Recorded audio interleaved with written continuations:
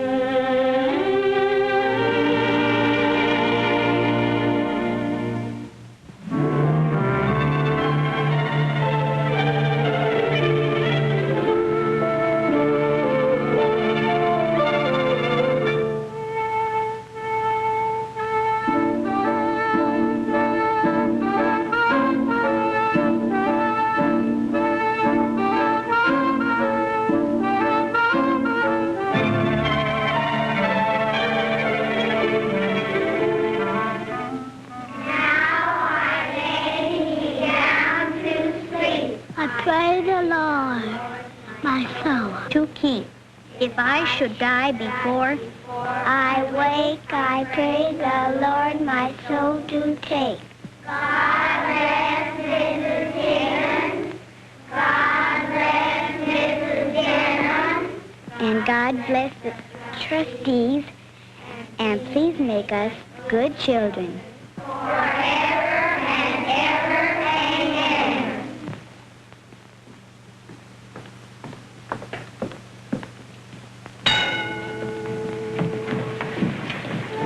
Good night. Good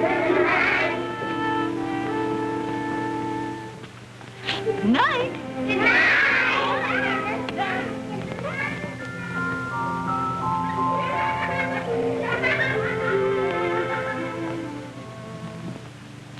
And God bless my sister Mary. Amen.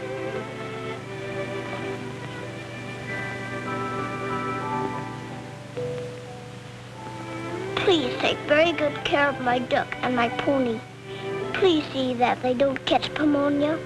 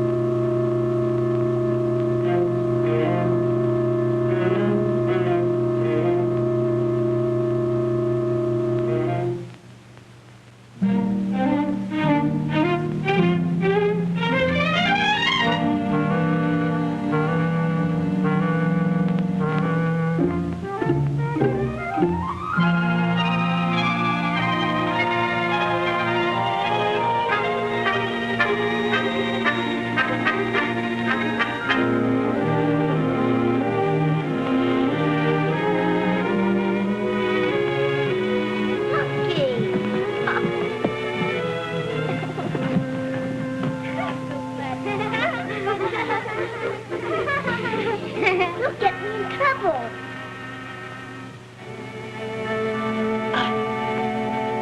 What you need, Spunky, is a hot lemonade. Will you be quiet?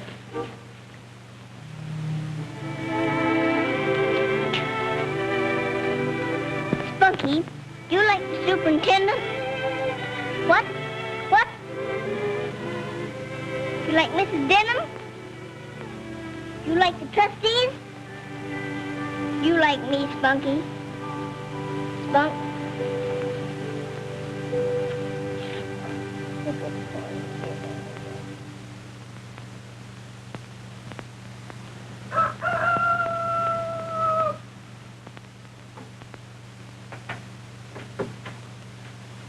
Oh, good morning, Henrietta. Good morning. Henrietta, nothing must be allowed to go wrong today. Absolutely nothing. Yes, Mrs. Of Higgins. course, I shall hope to please all the trustees. But I'm particularly anxious that we make a good impression on Mr. Edward Morgan. I think I understand. You think? Why, Henrietta, that isn't good enough.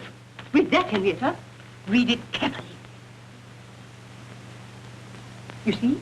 Mr. Morgan is our richest trustee. He is coming here today for the first time. If he is really pleased with the orphanage, I believe he will double his donation to us for the coming year. Oh, how wonderful. Exactly. 7 o'clock, Henrietta. Time to call the children. Very well. Oh, Henrietta, Yes. I forgot. Mr. James Wyckoff will also be among the trustees who will visit us today. I want you to make very sure that a large bottle of Mr. Wyckoff's famous cough mixture is prominently displayed in our medicine cabinet. I'll see to it.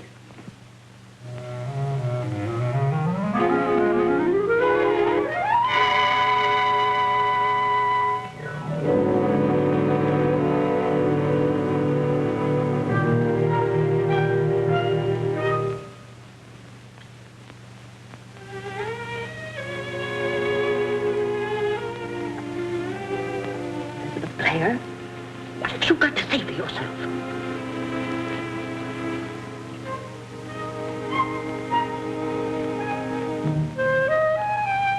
Oh, my goodness.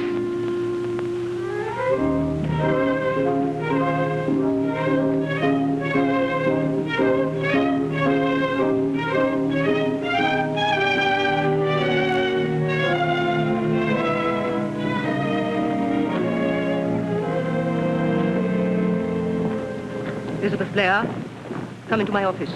At once. Yes, ma'am.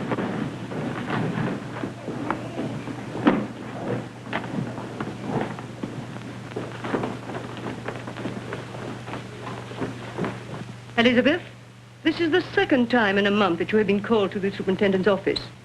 Yes, ma'am. The last time you were here, your sister Mary was also brought before me. You both admitted at that time that you had been singing and dancing without permission. Yes, ma'am. Do you know why you are here this time? Yes, ma'am. Then tell me why. Don't you know? Quiet. Now, Elizabeth, tell me why you are here. Because I took a pony to bed with me. Child, you're absolutely uncontrollable. Yes, ma'am. Elizabeth, I am well aware that your late father and mother were in the theatrical profession, and that you therefore came to this home with no proper sense of discipline. Under the circumstances, I have made every allowance for you. But when you bring animals into the dormitory, I must act. That's what my daddy and mom used to do. What? Act. Don't be impudent. Now, your pony and your duck will be sold immediately. Please, Mrs. Higgins, please. I'll be good, but don't take Spunky away from me and my poor little duck. And why not? Because my pony and my duck are not just ordinary animals. My daddy and my mommy teach them to do tricks on the stage. And just what is your duck trained to do? Oh, my duck does a wonderful trick. My duck can lay an egg. And just what is so wonderful about that? Well, can you lay an egg? Oh, excuse me. Elizabeth, I have decided to get rid of your pony and your duck. They will be sent away this morning. Yes, ma'am. No sniffling now. Yes, ma'am. What? No, ma'am.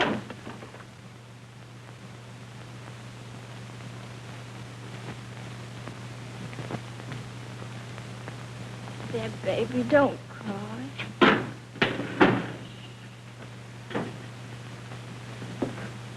Mary, don't let them. Please don't let them send Spunky and my duck away. Oh, darling. Now, listen to me, dear. Listen very carefully to what I'm going to tell you. All right, Mary. Spunky would be very unhappy if he saw you crying, wouldn't he? I suppose so. You don't want to make him unhappy, do you? Oh, no.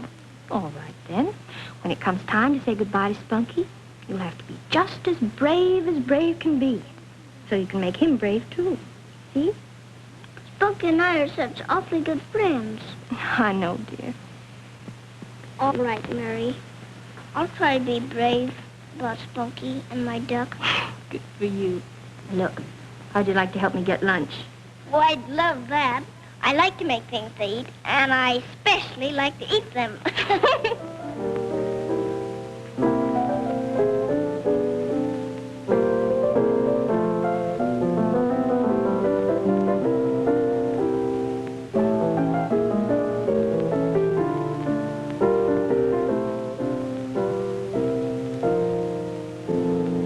Animal crackers in my soup, monkeys and rabbits loop the loop. Gosh, oh gee, but I have fun swallowing animals one by one. In every bowl of soup I see lions and tigers watching me. I make 'em jump right through a hoop, those animal crackers in my soup. When I get hold of the big bad wolf, I just push him under the ground. Then I bite him in a million bits, and I go pull him right down. When they're inside me where it's dark, I walk around like Noah's Ark. I stuff my tummy like a goop with animal crackers in my soup. Animal crackers in my soup do funny things to me. They make me think my neighborhood is a big menagerie. For instance, there's our janitor. His name is Mr. Klein. And when he hollers at us kids, he reminds me of the lion.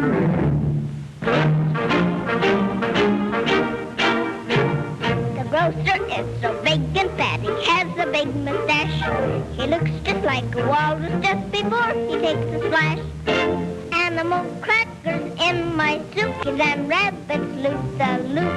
Gosh, but I have been swallowing animals one by one. In every bowl of soup I see lions and tigers watching me.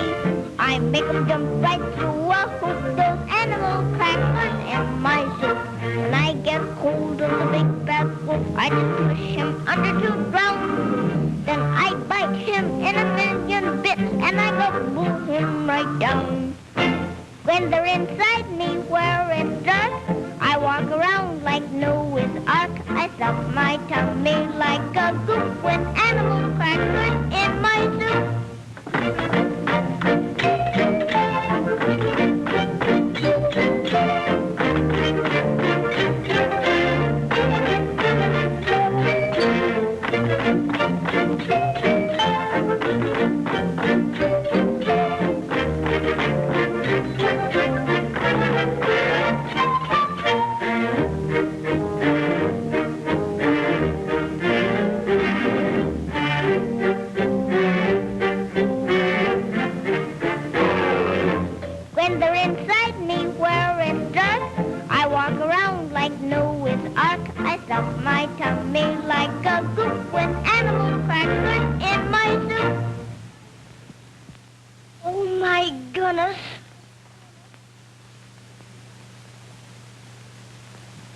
Singing in the dining room. Madam, is this the kind of manners you teach them? Why, of course not, Mr. Wyckoff. They've been told they must always be quiet at mealtime. Oh, they've been told, have they? Well, just telling them doesn't seem to be good enough. Perhaps a bit of real discipline wouldn't do them any harm. Have you been told not to sing in the dining room? Yes, sir. Then why do you do it? You're a bad and wicked child. You know that, don't you? She isn't a bad or wicked child. She's just a baby. She was making the children laugh. Besides, it wasn't her fault. I told her to sing for the children. And who are you, young woman? Are you an orphan, too? Yes, sir.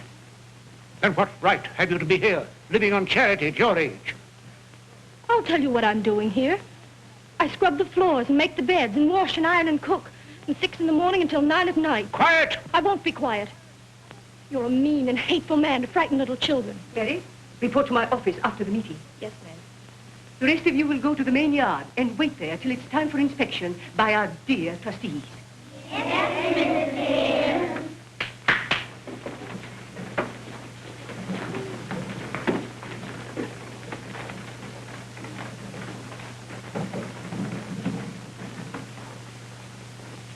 Aren't you going to join us, Mr. Morgan? What? Oh, yes, of course. The meeting of the trustees. Of course. Would you mind beginning without me? I'd like to look about the place a few minutes by myself. But we have so many important matters. I'll to take join up. you in a few minutes if you don't mind. Well, of course. Thank you.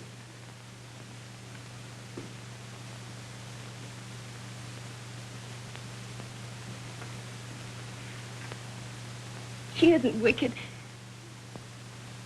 Oh, I'm sorry. Please don't get up. I just wanted to tell you how much I admired your spunk in standing up for that adorable youngster as you did. She didn't mean any harm. Of course she didn't mean any harm. And I don't think singing that song was such a terrible crime either. I enjoyed it. I enjoyed your playing, too. Thank you very much. Tell me, where in the world did that youngster pick up such a charming song? Well, I write them, and You write music? if you could call it music. Oh, I call it delightful music. Look here. Would you promise not to give me away if I made a terrible confession? Yes, of course. Well, the deep, dark secret in my life is that now and then I compose a bit of music myself. But isn't it fun? Getting the melody and then finding just the right words for it? Great. You know, the happiest days of my life were those I spent studying music under Professor Auspitzer in Brunn, Austria. Oh, those must have been happy days. Ah, but that isn't all of it. I love the people in the little Austrian towns. They're so proud because their music is the music of the world. It seems that most everyone in those quaint little villages has a sort of hello neighbor smile. They love the simple things in life. The simple things in life. That almost sounds like the words of a song. I remember the suggestion. Perhaps someday they might make a song. Will you do me a great favor? Certainly. I have to run along now to the trustees' meeting, but as soon as business is over, I'll be back, and will you play me some more of your music? If you'd really like to hear it, and Mrs. Higgins... I asked to. All right. Until later, then,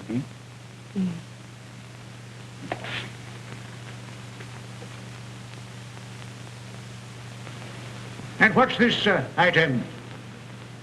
Sandboxes and swings. It's such a problem to keep the little ones occupied. When I was young, we didn't have a play problem because we didn't have time to play. No. Floor runner for the dormitory. What's the matter with the present linoleum? Well, it's been so cold this winter. Sometimes the children have coughed so badly that I've been terribly worried about them. No need for that. Madam, you have no doubt heard of the famous Wyckoff's cough mixture. Cough. I have manufactured and sold that cough mixture for many years. Anyone taking it regularly will never cough. I would suggest that you lay in a fresh supply. Very well. When I was young, I lived in Maine, where the weather was 20 below zero. In those days, we didn't even have linoleum. And look at me now. When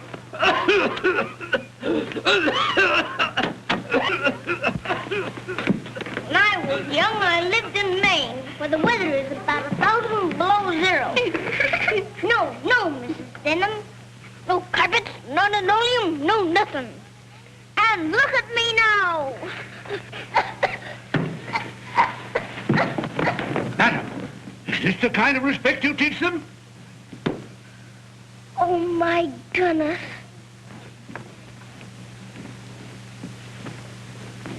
How dare you take my hat and coat? I beg your pardon, Mr. Wyckoff, but those things are mine. Yours? Yes. Oh, yes, I see. This eyesight of mine, bad, you know. I was only playing.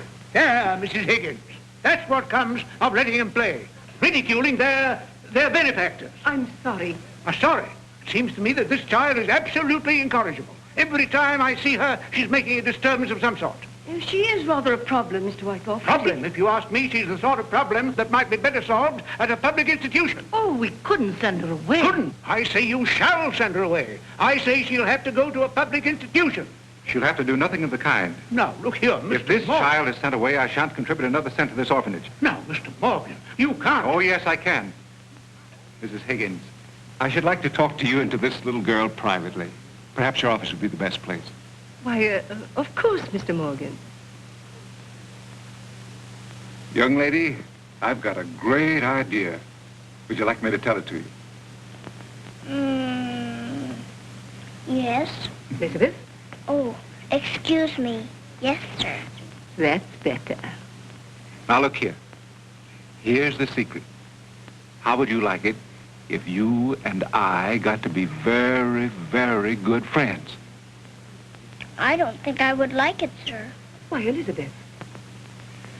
I would like to talk to Elizabeth alone. Do you mind? Why, of course not. Thank you.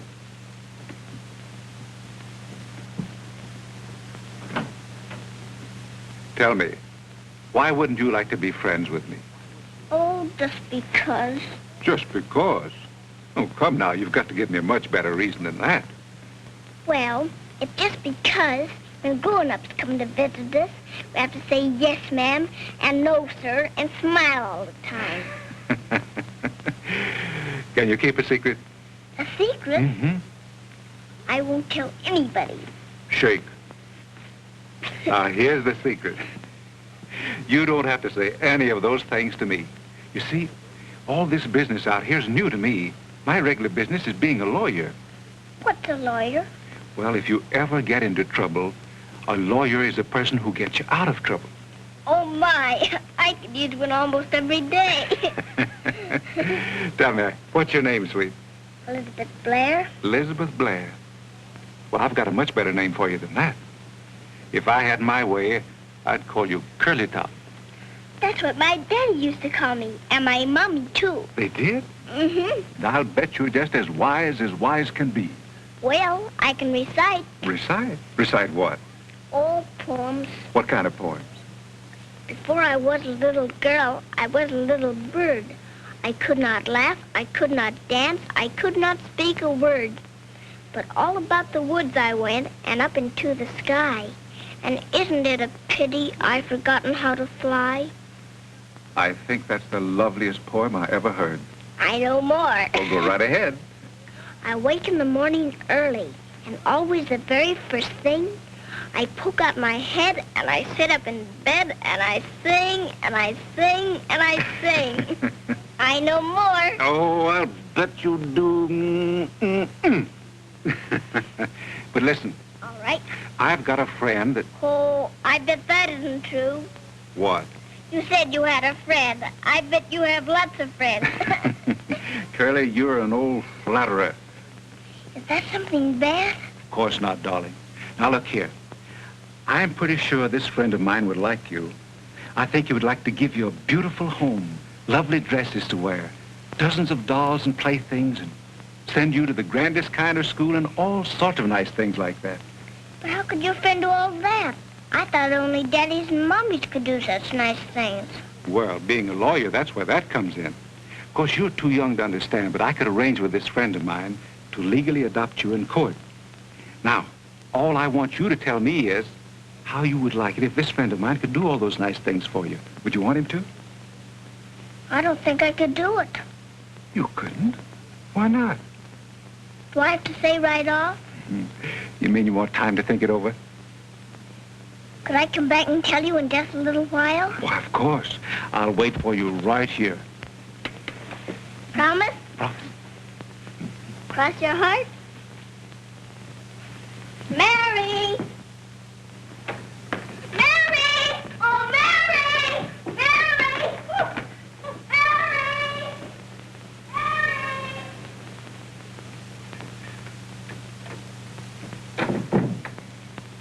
Mrs. Denham, suppose that youngster had a real chance in life. Suppose someone gave her everything that money can buy. Well, of course, we always hope that our children may be adopted. But Elizabeth's case presents a special problem. You see... Well, there's no human problem that can't be solved by kindness. By Jove, Mrs. Denham, I'll do it. You mean that you will adopt Elizabeth? Only on one condition. She must never know that I'm her guardian. Well, why not? Because she's always had to give thanks for every mouthful. I'm going to change all that. She's never going to have to be grateful to me. From now on, she's going to have all the lovely things in life, just because she has a right to them. But the child will have to be told something. That's right. Let's see. I've got it. Tell her that I'm acting for a client. We'll say that she's being adopted by a man by the name of, let's call him Hiram Jones. Oh, Mr. Morgan. Well, now, before you go on with this plan, there's something about Elizabeth that you must know. Come in. Well, have you made up your mind? You haven't? Why not? Could I tell your friend? My friend? Oh, you mean Mr. Jones, Hiram Jones, hmm? Well, what is it you want to tell him? I would like to tell him that I would love to go and live in his house if my sister could come too. Your sister? Yes, my sister Mary. She works in the kitchen. There she is. This is Mary Blair, Mr. Morgan. Oh, yes, we've met. Is my sister pretty? And she's awfully nice, too. Mr. Morgan, I'm very grateful to you. I mean to your friend, for wanting to adopt Curly. But you see, when my father and mother... Darling, could you run outside and play for just a minute? Must I? I think you'd better. All right.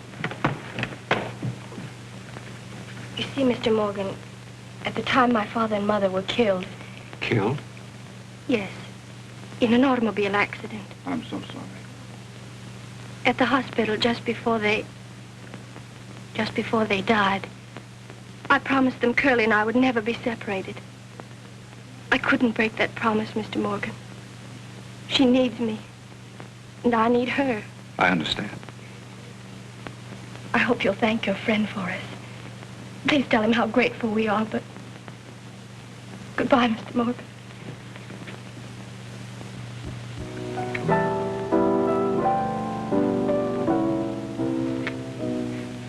I like that. Thank you, Aunt Genevieve. One of your own compositions? Yes, the very latest. The melody came to me only this evening. That's quite the nicest thing you've ever done, Edward. It has real feeling. Your little nephew has real feeling, my darling, just like anyone else. Well, I'm going upstairs to write some letters.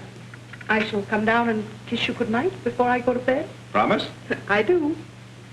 All right, it's a bargain. In the meantime, I shall be thinking up at least 6 new compliments for you.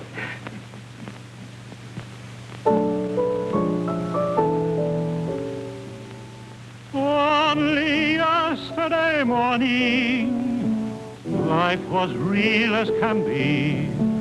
The roar of a train, the wind and the rain. Then without any warning, suddenly you came to me. He willed that I stand in my wonderland. It's all so new to me, how gay the day can start. This din within my heart, this change thrillingly strange, since fate brought you to me. I've climbed a garden wall, and everything is all so new to me. Like ships in distress, like a deep wilderness, like mist in the sky, so lost am I. Until I find my way, I hope you'll see me through, because it's all so new to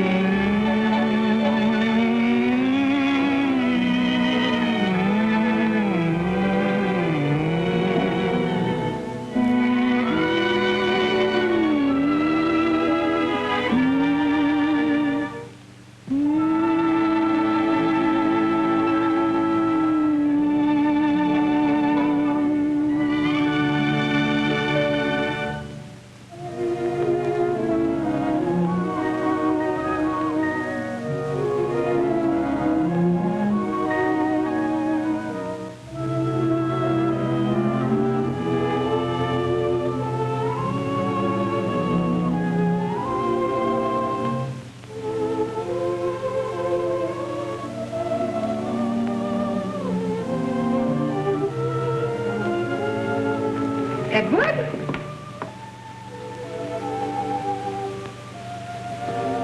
Edward? Oh, Aunt Genevieve. Well, I'm waiting. Waiting for what? For my compliments, of course.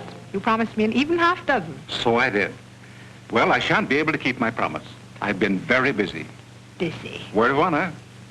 I've been playing an old and charming game. I've been daydreaming.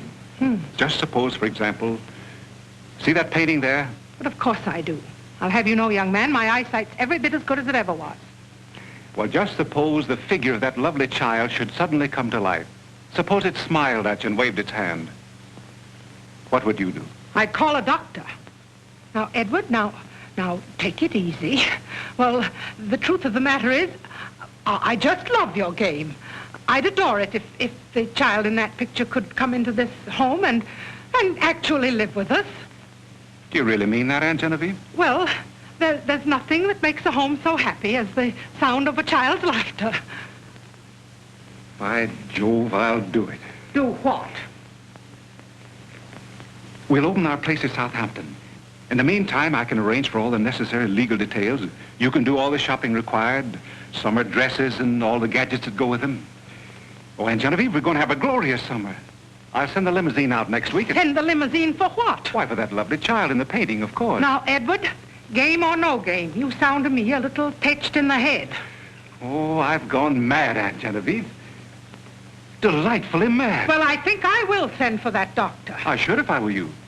And before the doctor arrives, allow me to be the first to congratulate you. Congratulate me? For what? My dear, you're about to become a mother. Bye, Mrs. Denham. Bye. Goodbye. Bye, Mrs. Higgins. Goodbye.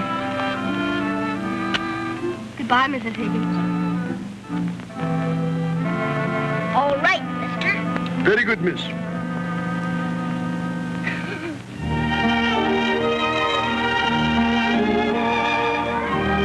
Bye, Jeannie. Bye, Betsy. Bye.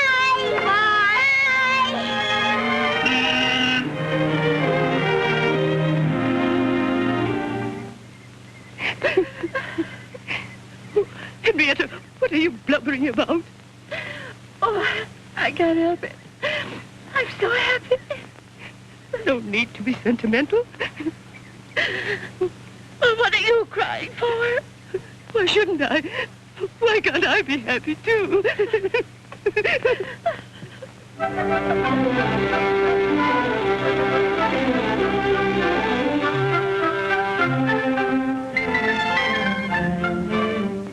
Now, don't forget, Mrs. Higgins said that now we're going to live in high society, we must always remember to be grand ladies.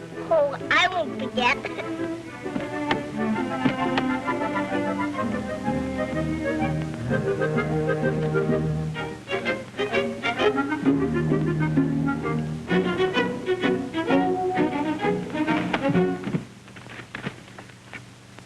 My word.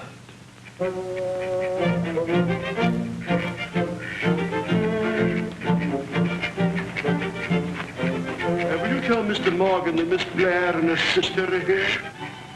Hello, mister. Elizabeth. Am I to understand that the livestock are also calling on Mr. Morgan? They are. My word.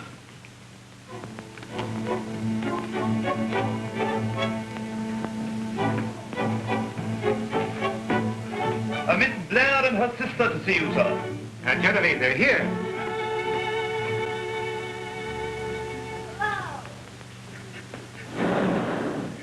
Curly.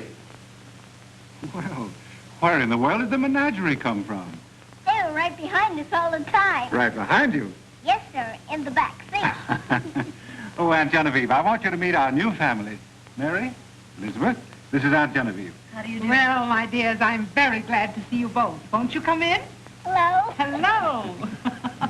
Oh, Reynolds, will you see to it that our other guests are comfortably taken care of? You mean the livestock, sir? Right. Bustling to a pony and a duck. And no nonsense now. I say, do you understand what I'm saying to you? My word.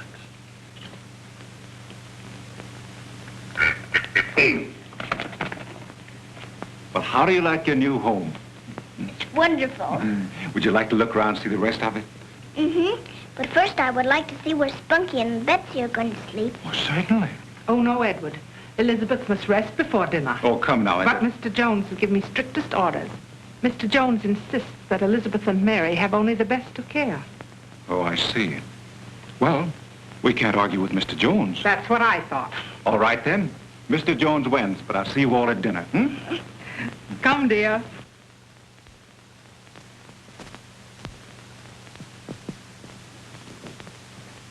Breakfast at 8. Luncheon at 1. Dinner at 7. My word.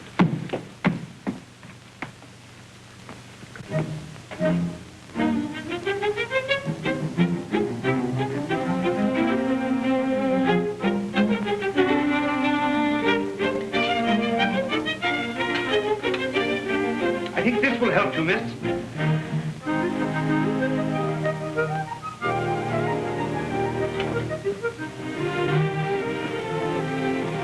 Allow me. Now I'm just like a grown-up. Thank you, sir. Thank you, miss.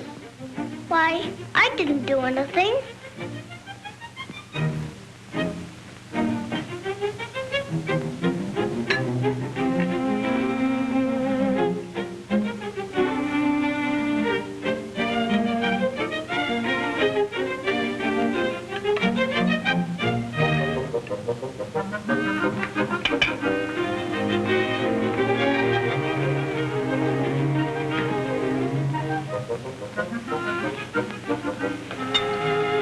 Yes, miss?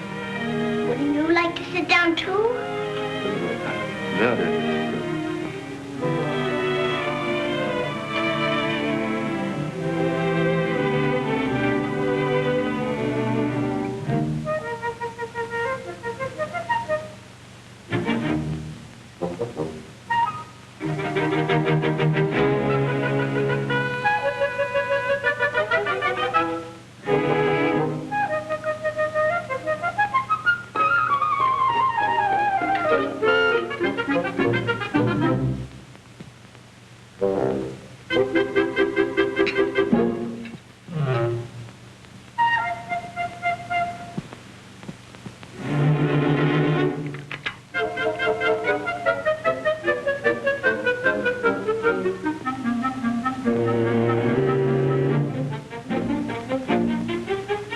Coffee on the terrace, Reynolds. Very good, sir.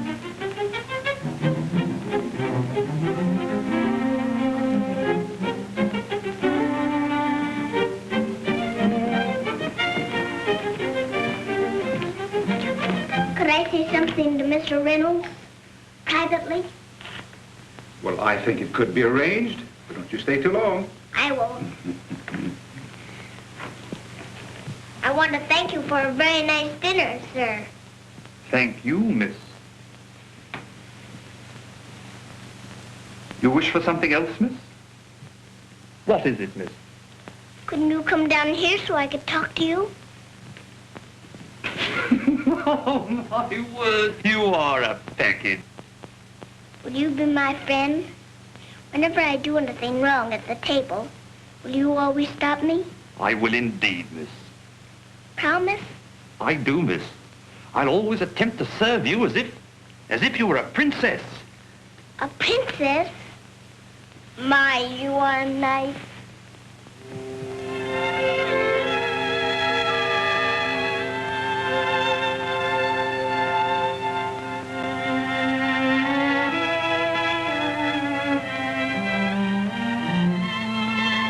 Happy? Happy. I didn't know such happiness existed. Promise to let me know if Mr. Jones can do anything more for you? Oh, he couldn't do anything more. But you could do me a great favor. Done. What? Tell me all about Mr. Jones. Not knowing him or even what he looks like makes him seem such a strange person. He is a strange sort of person, Mary. Very strange. Perhaps I could best explain him to you if I tell you what he said to me just before you and Curly came here to spend the summer. Oh, do tell me. He told me that all of his life he's had a hunger in his heart. A hunger to love and be loved just for himself. Said he traveled all over the world, Europe, Egypt, the Orient. He'd searched everywhere for a simple sort of happiness and companionship.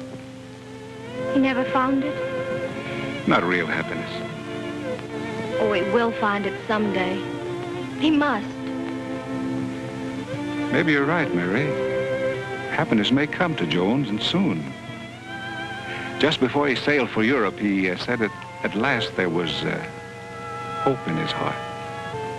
I wish I could thank him for all he's done. Tell him how grateful I am for all the happiness he's brought to Curly and me. Well, just knowing that you and Curly have found happiness here, that'll make him happy. I can promise you that.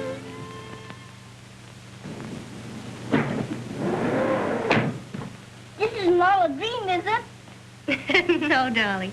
Come to bed now.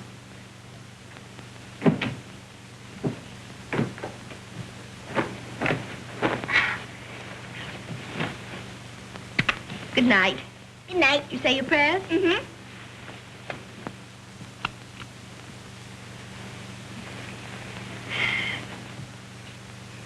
Mary.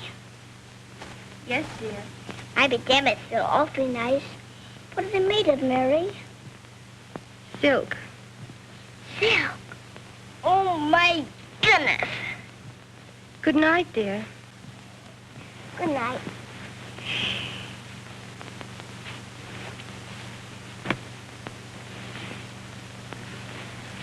Mary, Uncle Edward said that Mr. Jones was going to send you to a music school.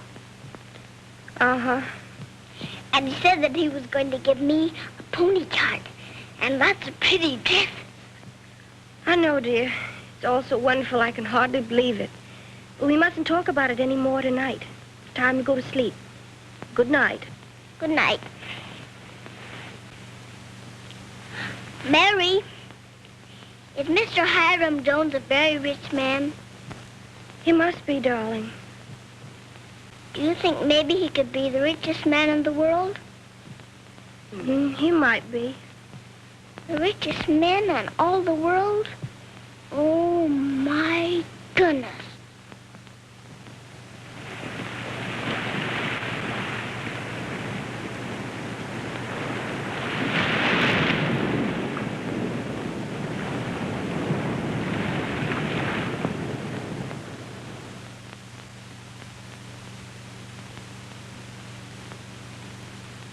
Southampton bill, sir. Thank you. 2 aquaplane boards. Don't you think it's rather dangerous for that youngster to... Dangerous? That child swims like a fish. I really believe she's Neptune's daughter in disguise.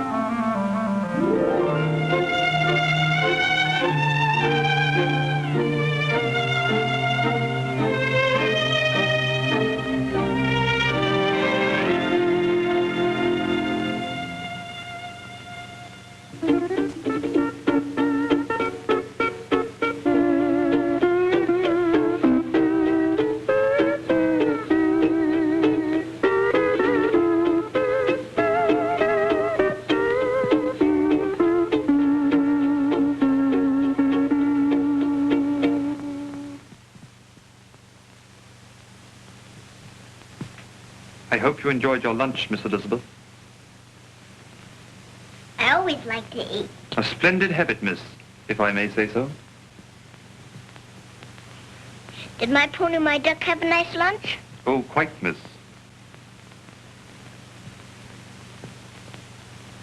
Are you going to give me a nice dinner? Without fail, miss.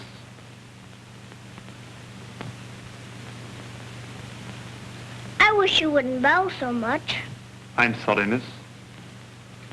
There you go again. You make my back ache. My word.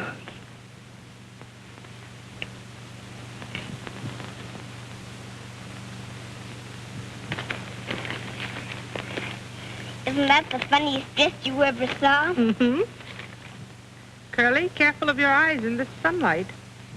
Oh, this won't hurt my eyes. This is just the funny paper. Isn't that the one I've read you at least a dozen times since Sunday? Mm-hmm. Will you read it to me again? Yes, if you like. But suppose we wait until later in the afternoon after you've had your nap. All right. I won't forget. Well, Jimmy, the Atlantic Ocean seems rather quiet without you splashing about. Why aren't you swimming today? Oh, I couldn't make it today. I had to work. Work? I hope you don't call flying that airplane of yours work. Mary loves to fly. She's been up lots of times with me. Yes, she's told me all about it. You've been very nice to Mary this summer. That isn't hard to do. No, I gathered you didn't find that hard work. Mrs. Graham, I'd like to talk to you about Mary. Well, there's no law against it. Well, Mary's a wonderful girl, Mrs. Graham. We've had such grand times together this summer. Seems that no matter what happens, we always like the same things. She likes to fly with me. She's a beautiful dancer. And we're both crazy about all kinds of outdoor sport.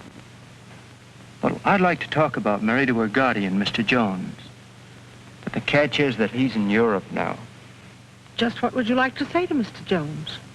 Well, you see, Mary doesn't want to make up her mind about anything. I mean, anything important, without Mr. Jones' permission. Well, I thought maybe if I could write him a letter. What about? Well, I really can't tell you that, Mrs. Graham. I haven't even told Mary about that.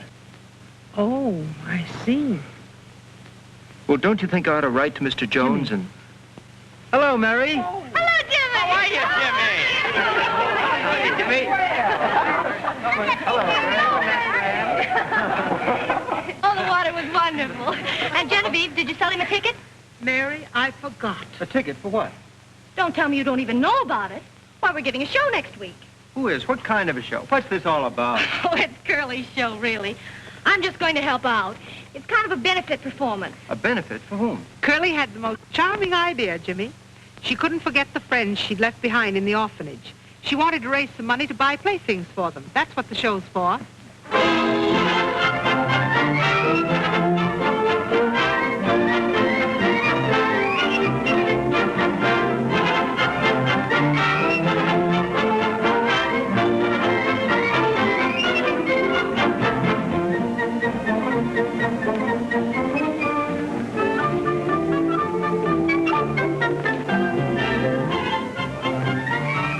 Nice of you to come, Mrs. Denham. Oh, wild horses couldn't have kept me away. Do you know this is the biggest thrill of my life?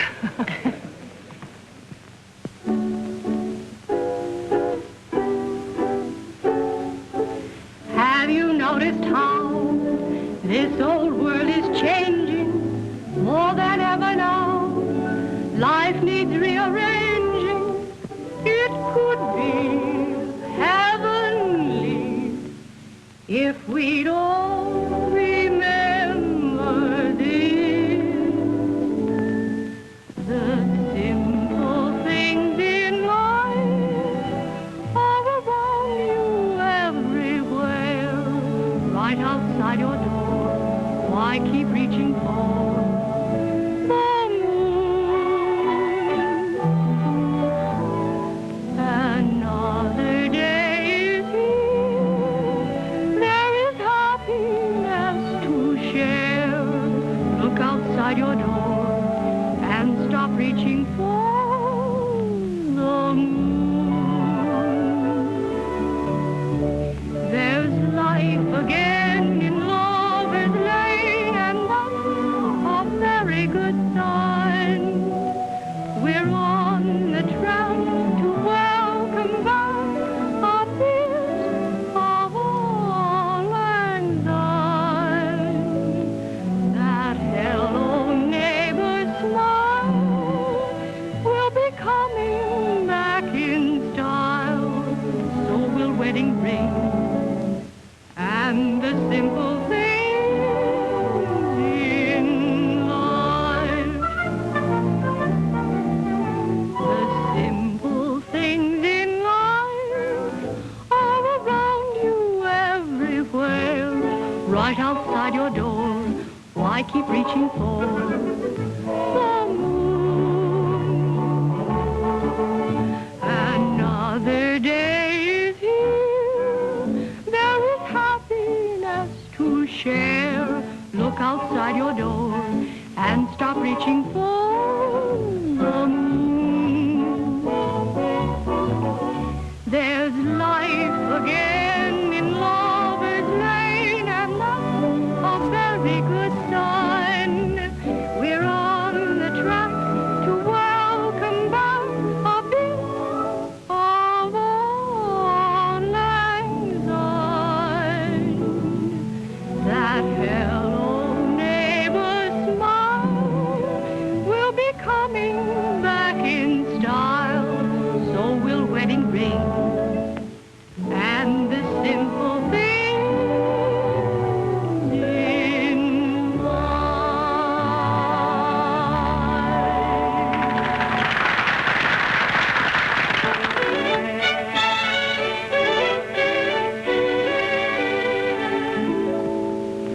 I get a terrible, awful ache, especially when it rains. At first I was afraid-y cat, but now I know it's growing pains. Gosh, oh gee, oh can't you see I'll soon be grown up tall?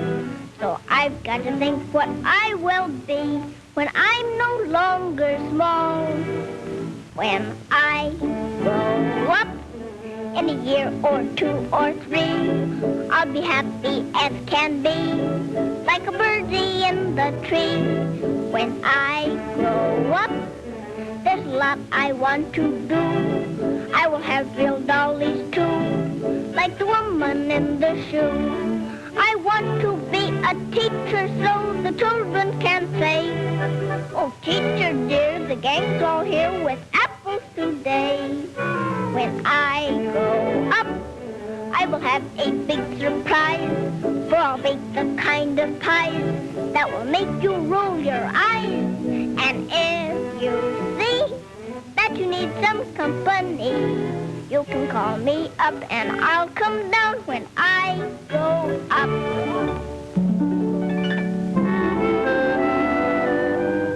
When I am sweet 16, I'm going to a ball. Of all the ladies there, I'd like to be the best of all. I'll wear a dress of silver lace. They'll call me Princess Curly. I'll be like Cinderella, except I won't run home so early. I want to meet a handsome prince with a uniform of gold. But I won't lose my slipper, 'cause my tootsies might get cold. I'll talk with queens and dance with kings like a little princess would. If I could only do these things, I promise I'll be good.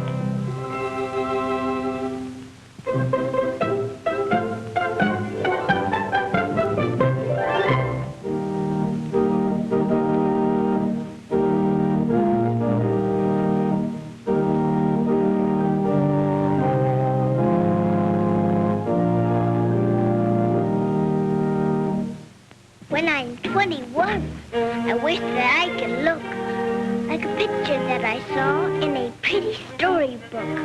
A lady all dressed up in white with flowers in her hand, and such a veil I never saw, the biggest in the land. 4 little girls were standing there, much tinier than me, and they all carried baskets, they looked happy as can be.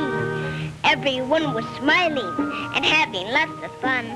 I wish that I could be like that when I am 21.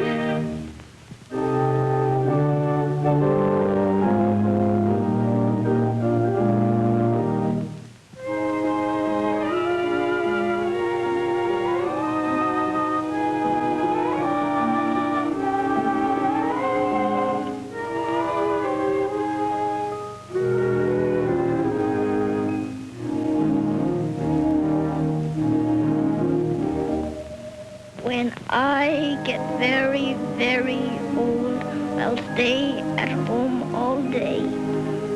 But I haven't quite made up my mind. It's much too far away. I think that I would like to be like the lady on the wall. She looked so nice and comfy.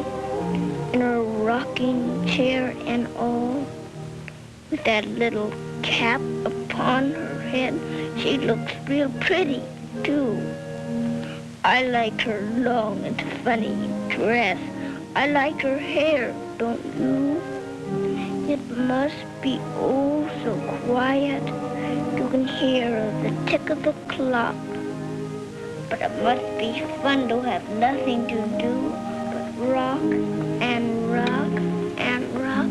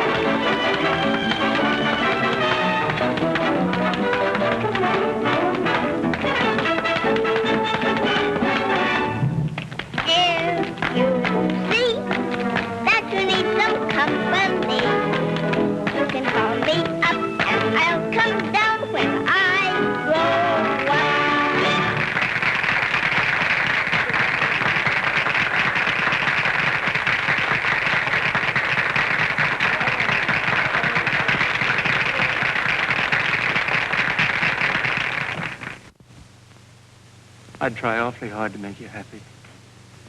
No, Jimmy, you're pretty swell. But I just couldn't marry you. Is there someone else? I can't tell you that. Well, I know there is, all right. I watched you at dinner tonight, and I watched you. Well, you're always looking at Mr. Morgan. Well, why shouldn't I? Because I don't like him. He's got a swelled head, and just because he's got all the money in the world, he... Jimmy, I won't let you talk about him that way. I'm sorry. It's all right. I'll always love you, Mary. Even if you say you can't really care for me. Oh, Jimmy. Edward, do stop that ridiculous prowling about. You act as if you had the heebie-jeebies. Oh, I'm just restless. You've been restless for the last 3 days, ever since you arrived to see Curly's show. Can't you think of something more interesting to talk about? I'm just a trifle nervous, that's all. Well, I might be able to change the subject if I really put my mind to it. You make a hit with me if you will. Very well. Let me see. What shall we talk about? Have you seen Mary since dinner? Nope, I haven't. She went out somewhere with Jimmy, didn't she? How should I know? Don't you think they make an adorable couple? Do they? He's really very much in love with her. He's a wonderful catch. He comes into money on both sides of his family. Oh, he does he? Well, maybe that's the reason he's got a swell head. And that and because he's got brass buttons on a trick uniform. Why, Edward, I didn't know you'd ever noticed Jimmy. I am surprised to learn that you've even observed the kind of clothes he wears. Conceited young idler.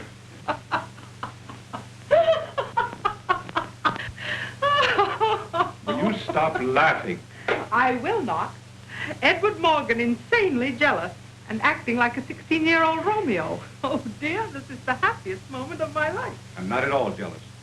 Do you think I care anything about Mary Blair? Well, the only reason she's here is because it was impossible to take Elizabeth without taking her, too. Tell you, I'm not in the least interested in Mary. She doesn't mean a thing to me. Well, I'm so relieved to hear you say that. Relieved? Why?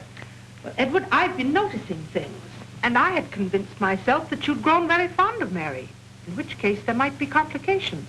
Complications? I'll try to make myself clear. I have every reason to believe that Jimmy Rogers means to propose to Mary before the summer is over. How do you know that? I looked at him. You think you can tell a thing like that by just looking at a man? My dear man, any woman of my age and experience who can't tell just by looking at a man. Oh, nonsense. What are you thinking about? I'm not thinking. I've decided. Decided what? I'm going to get the fastest airplane in the country. You aren't going to learn to fly it yourself, are you? Certainly, why not? And that isn't all. I'm going to start learning some of those trick dances, too. I'll make you happy, Mary. I know I will. I believe you, Jimmy. Oh, hello, Mr. Morgan. Jimmy, will you pardon me? Mary, I want to talk to you alone. From now on, you'll have to ask me about that, sir. What? Jimmy. Shh, I want to tell him. I'm the luckiest man in the world, Mr. Morgan. Lucky? What do you mean? Mary and I have just become engaged, sir. Engaged? That's right, sir. You know the way I feel about it. Well, I just want to go out and tell the whole world. I understand, Jimmy. You should be very proud. Mary's a fine girl. I want to be the first to congratulate you. Thank you, sir. Mary, my congratulations to you. I'm sure that you and Jimmy together will find real happiness. I'll do everything to make that come true, sir. I'm sure of it. And if there's ever anything I can do to add to your happiness, anything, understand? I want you both to promise to let me know. Say, Mr. Morgan, you're pretty swell. Oh, I mean it, Jimmy, every word of it. Thank you, sir. Well, good night. Good night, and my best to both of you, always.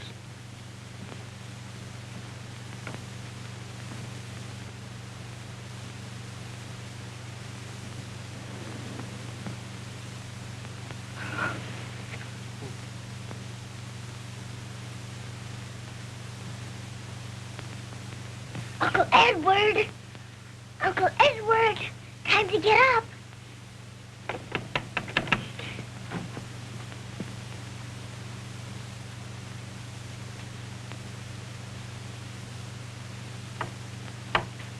Uncle Edward!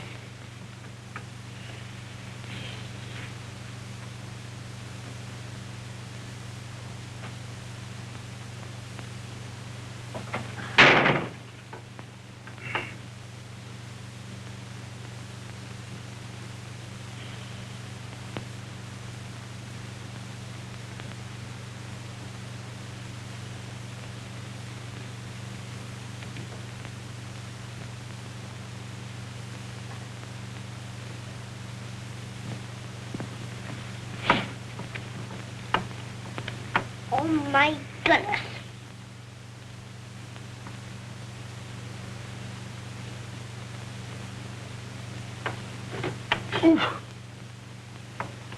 Sleepyhead, if you aren't really awake, I can drip on your stomach again. Never mind. You can't go back to sleep again. Now, look here, young lady. This is Sunday morning, and Oh, no, Uncle Edward. No, sir. All right, you win. Read me the funny paper. Wait a minute. How about breakfast in Sunday school? Oh, I like Sunday school. Do you take me? Yes, sirree. Give me a ride? Mm-hmm. I'll go and get your bathrobe and slippers. All right.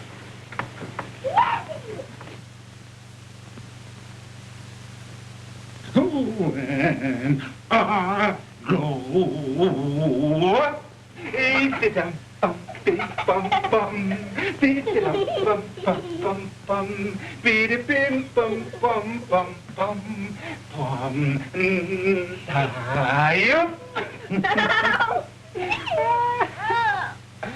All right, that's enough of that. Now, young lady, I want you to tell me everything you've been doing while I've been away. You know, I've been in the city for a whole week.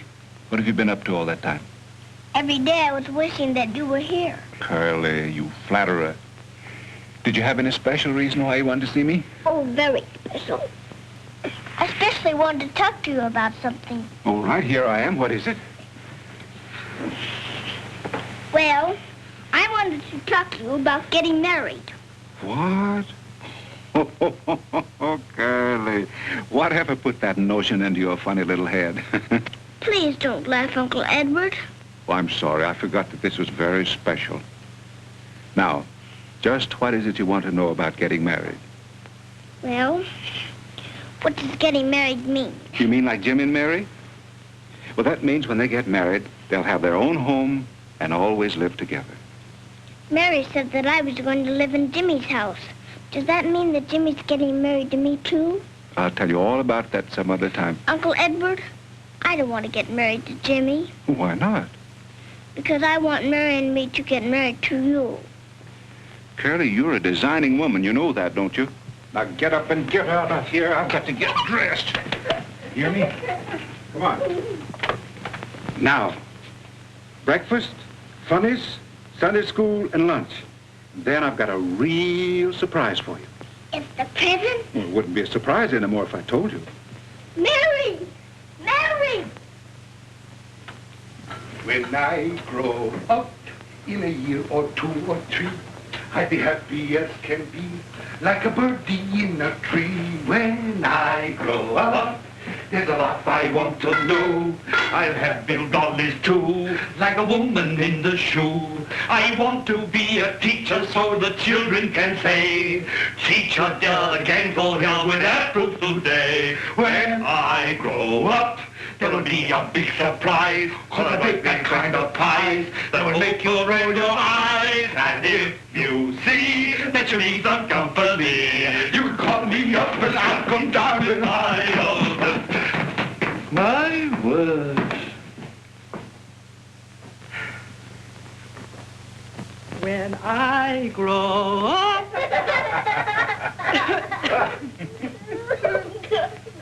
Yes, look at that, Genevieve. Edward, how dare you spy on me?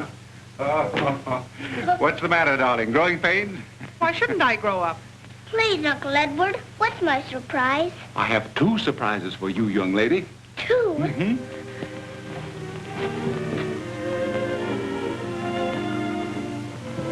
Come on, darling. Ready for the first one? I can hardly wait. Well, you won't have to wait. Not another minute. Now, you sit right here and listen very, very carefully. All right.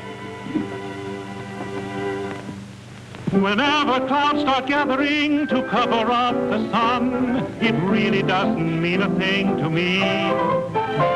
It seems a tiny miracle comes to me on the run and never fails to bring a remedy. She's just a little curly-headed thing who creeps into my heart and makes it sing. Curly top, you little bundle of joy. Curly top, you're like a wonderful toy. You're just so full of sunshine, folks agree. You could supply the world with vitamin D. 2 eyes that make the heavens proud to be blue. Angel cake, it's just a copy of you. Take everything that's sweet all rolled into one. That can't top you, curly top. Curly top, you little bundle of joy. Curly top, you're like a wonderful toy. You're just so full of sunshine, folks agree. You could supply the world with vitamin D. 2 eyes that make the heavens proud to be blue. Angel cake, it's just a copy of you. Take everything that's sweet all rolled into one. That can't top you, curly top.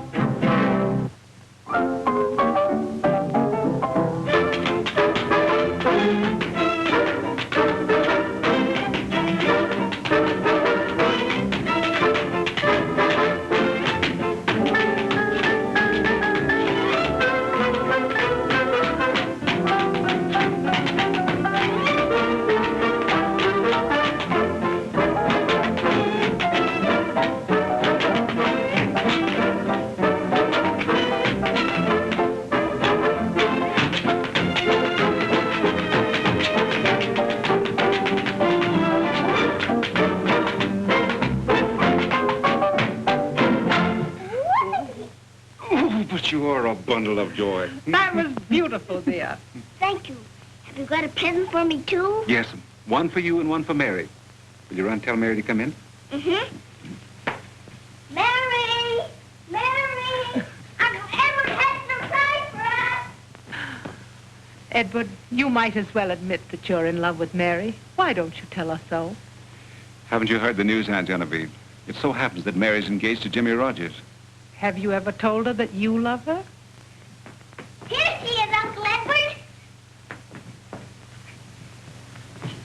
Can I have my surprise first? Yes, indeed you may. Oh, goody. Here you are, young lady.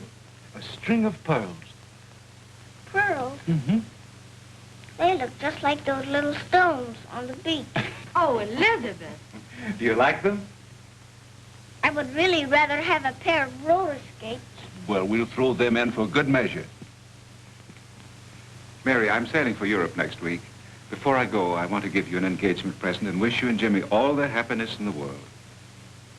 I can't take it. Why not? I wasn't really in love with Jimmy. We're not engaged anymore. I told him last night. You aren't going to marry him? No. Mary, you better watch out.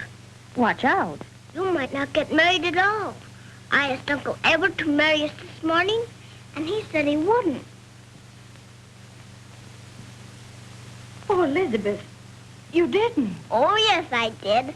Didn't I ask you to marry us, Uncle Edward? Oh, Elizabeth. Mary, wait, I want to talk with you. Then what's the matter? You seem kind of excited. We'll go abroad and stay a whole year.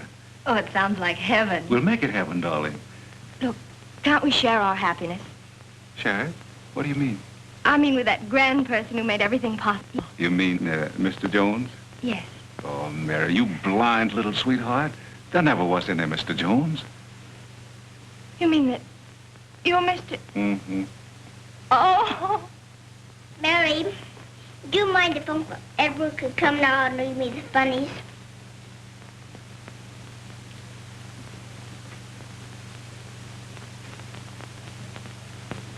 Oh, my word.